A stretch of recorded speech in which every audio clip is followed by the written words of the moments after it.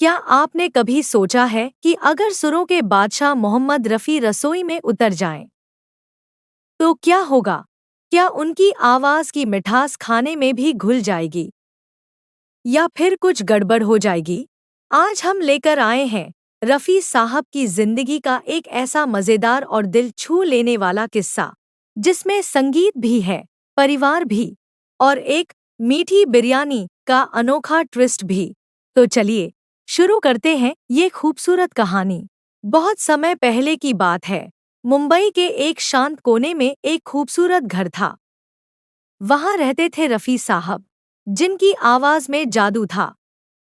एक सुनहरी सुबह रफ़ी साहब अपने रियाज में मग्न थे। उनके गले से निकलने वाली हर तान घर की दीवारों को खुशियों से भर रही थी। तभी उनकी पत्नी बिल्किस कमरे में आई। उनके हाथ में चाय का एक गर्मागर्म प्याला था। उन्होंने मुस्कुराते हुए कहा, आज छुट्टी का दिन है और बच्चे आपकी फरमाइश कर रहे हैं। क्या आज आप हमारे साथ रसोई में हाथ बटाएंगे? रफ़ी साहब ने मुस्कुराकर चाय का प्याला थाम लिया। रफ़ी साहब ने जोश में आकर घोषणा की, आज मैं अपने बच्चों के लिए दुनिया की सबसे सुरीली बिरयानी बनाऊंगा। उन्होंने अपना तानपुरा एक तरफ रखा और रसोई की ओर चल दिए। वे रसोई को किसी संगीत के मंच की तरह देख रहे थे, जहां हर बर्तन एक साज था। उनका बेटा सईद उनकी मदद करने के लिए दौड़ कर आया। रफ़ी साहब ने प्याज काटते हुए एक तेज तान छेड़ी। सईद हंसते हुए बोला, अब्बा, क्या प्याज भी आपके सुर सुनकर जल्दी कट जाएंगे?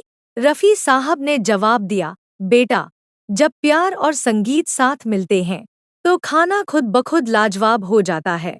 तभी उनकी बेटी यास्मीन रसोई में दाखिल हुई। उसने देखा कि उसके अब्बा हाथ में नमक का डिब्बा लेकर एक ऊंचे सुर का अभ्यास कर रहे हैं।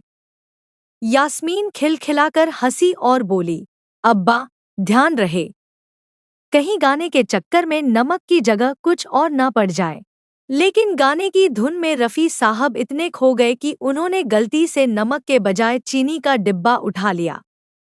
उन्होंने बड़े प्यार से बिरयानी के पतीले में ढेर सारी चीनी डाल दी। बिल्किस ने उन्हें ऐसा करते देख लिया, लेकिन उन्होंने कुछ नहीं कहा और चुपचाप मुस्कुराती रहीं। जब दोपहर के खाने का वक्त हुआ, तो पूरी मेज सज चुकी थी। रफ़ी साहब ने बड़े गर्व से सबको बिरयानी परोसी। जैसे ही सईद ने पहला निवाला खाया, उसकी आंखें फैल गईं। अब्बा, यह बिरयानी तो बहुत ही मीठी है, उसने चौंकते हुए कहा।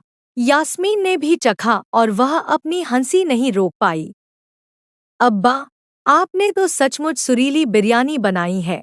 यह तो बिल्कुल किसी मीठी गज़ल जैसी है। रफ़ी साहब ने जब खुद चखा, तो उन्हें अपनी गलती का एहसास हुआ। वे ठहाका मारकर हंस पड़े। रफ़ी साहब ने तुरंत स्थिति को संभाला। उन्होंने अपनी हारमोनियम उठाई और वहीं बैठे-बैठे मीठी बिरयानी पर एक मजाकिया गाना बना दिया। उन्होंने गाया, नमक गया सुरों के साथ, चीनी ने दिखाई अपनी करामात। बिल्किस ने भी उनका साथ दिया और माहौल खुशियों से भर गया। हारकर बिल्किस ने रसोई से असली बिरयानी निकाली जो उन्होंने पहले ही बना ली थी। पूरा परिवार साथ बैठकर हंसते खेलते खाना खाने लगा। रफ़ी साहब ने समझ लिया कि रसोई हो या संगीत, असली मज़ा तो अपनों के साथ मिलकर खुशियाँ बांटने में ही है। तो दोस्तों, ये था मोहम्मद रफ़ी साहब की ज़िंदगी का एक प्यारा सा किस्सा, जिससे हमें ये सीख मिलती है कि ज़िंदगी का असली मज़ा परफेक्शन में नहीं, बल्कि अपनों के साथ हंसी और प्यार में है।